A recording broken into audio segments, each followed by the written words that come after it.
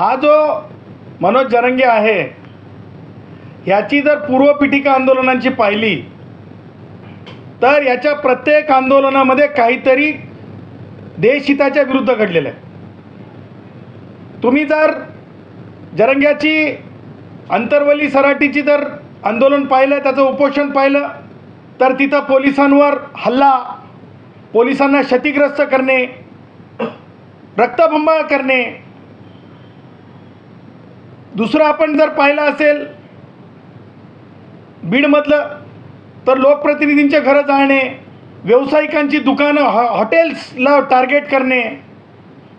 आणि एवढंच नाही तर गावबंदी करणे. म्हणजे कशा प्रकारे आम्ही, म्हणजे मी माझी दादागिरी आहे किंवा ज्याला म्हणतो आपण लोकशाहीच्या व्यतिरिक्त जाऊन कसं म्हणजे मुस्कटदाबी करता येईल इतरांची